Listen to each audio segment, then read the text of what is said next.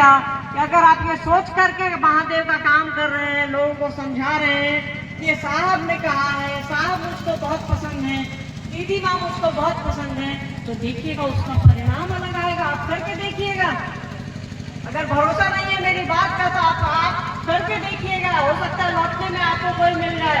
आप ये सोच करके उसको शिव बनाइएगा कि यार साहब हमको बहुत प्रिय है, दीदी माँ हमको बहुत अच्छी लगती है, उनका आदेश ऐसी है, हम कर रहे हैं। देखिएगा परिणाम में फर्क आएगा, परिणाम फलित होगा, परिणाम दूसरा आएगा।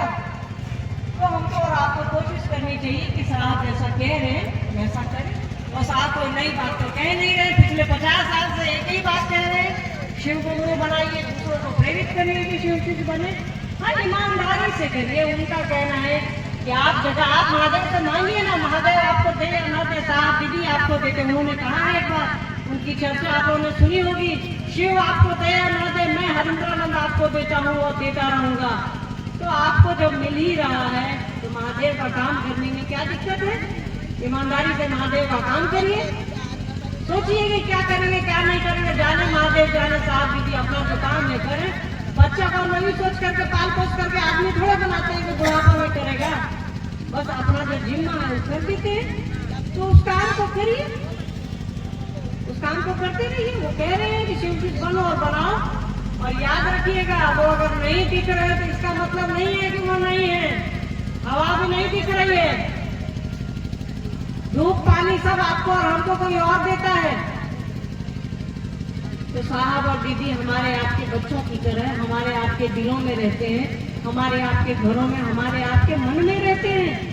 वो है, वो कहीं नहीं गए हैं। वो धरती से जिस दिन चले जाएंगे, समझिए शिव की भी इच्छा जो है एको हम बहुत यहाँ खत्म होने लगेगी। शिव की इच्छा से धरती पर वो शिव गुरु की बात कह रहे हैं और उनकी इच्छा से ही ये चल रहा है। एक भी आदमी धरती पर रहेगा तो उसके शिवजित होने की संभावना है। और याद रखिएगा, शिवजित होने की संभावना तभी है जब हमारे आपके दिलों में साहब और दीदी हैं। तो इस काम को करिए। बहुत सौभाग्यशाली है हम आपके, हमसे और आपसे साहब इस काम को करवा रहे हैं। उन्होंने कहा है कि मैं पेड़ पौधों से करा लूंगा, मैं गधों से जानवरों से इस काम को करा लूंगा, मैं दीवारों से करा लूंगा। हम आप इंसान हैं, इस काम को करने को सौभाग्य मिल रहा है, करिए, अपने सौभाग्य पर इतराइए, खुश होइए।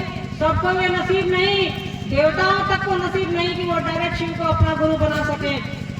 दानवों को भी, राक्षसों को भी यह अधिकार नहीं कि वो डायरेक्ट शिव को अपना गुरु बना सके। हमको और आपको ये अधिकार किसने दिया? ये अधिकार साहब और दीदी माँ ने दिया कि हम आप उस शिव को, उस दया निधान को अपना गुरु बना सके। तो वो जैसा कह रहे करिए। उन्होंने इतनी बड़ी चीज हमको और आपको दे दी, हम आप एक उनको कृतज्ञ भी नहीं हो सकते उनके लिए? कम से कम उनको याद रखिए, वो जो कह रहे हैं वो करिए।